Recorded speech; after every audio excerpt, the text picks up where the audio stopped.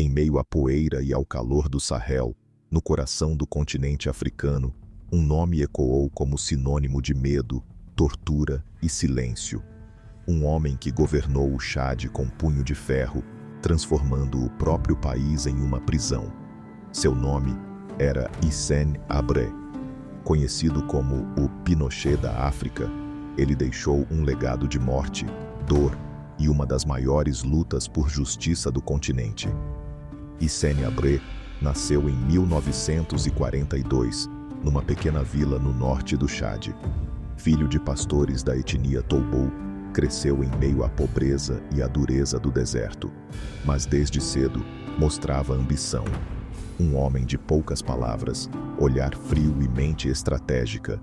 Durante a colonização francesa, o Chad era apenas uma peça no Império Europeu. Mas com a independência em 1960, vieram as disputas internas, tribos rivais e a luta pelo poder. Foi nesse caos que Habré encontrou sua oportunidade. Nos anos 70, o Chad virou palco de guerra civil. Grupos rebeldes se enfrentavam pelo controle do país. Habré liderava uma facção chamada Frolinat, Frente de Libertação Nacional do Chad. E foi nessa época que ele chamou a atenção dos Estados Unidos e da CIA, temendo a influência da Líbia de Muammar Gaddafi. Os EUA viram em Habré um aliado contra o avanço líbio. Washington armou, treinou e financiou o rebelde africano. Em 1982, com ajuda ocidental, Hissène Habré tomou o poder em N'Djamena, a capital. Tambores e aplausos se misturam com tiros ao fundo. O povo acreditava que o novo líder traria paz, mas o que veio foi o inferno. Assim que assumiu o poder, Habré criou a DDS, Direção da Documentação e Segurança, sua polícia secreta pessoal. Ela se tornou o braço da morte do governo. A DDS controlava tudo.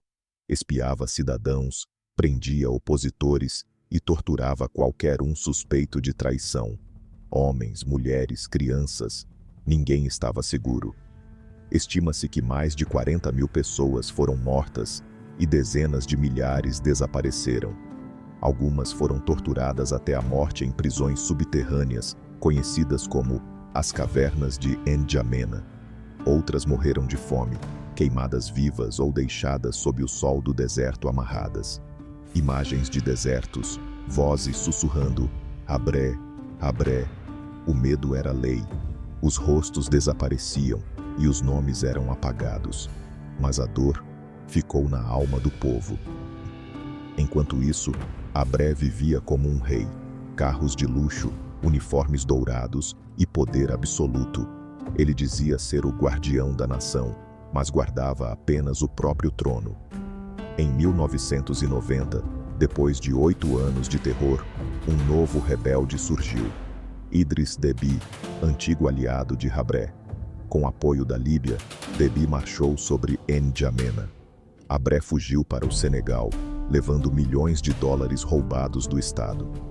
O povo comemorou a queda, mas o trauma permaneceu. Famílias ainda buscavam parentes desaparecidos, corpos sem nome e justiça que parecia impossível. Por anos, Hissène Habré viveu livre, não se calaram. Durante décadas, ativistas, advogados e sobreviventes lutaram para levar o ditador aos tribunais. E em 2016, pela primeira vez na história da África, um ex-chefe de Estado foi julgado e condenado por crimes contra a humanidade no próprio continente. Hissène Habré foi condenado à prisão perpétua por tortura, estupro e assassinatos em massa. Ele morreu em 2021, na prisão, carregando nas mãos o peso de milhares de almas.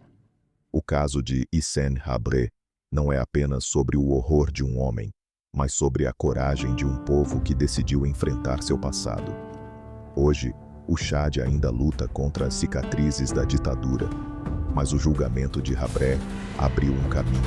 Mostrou que até o ditador mais temido da África pode cair diante da verdade.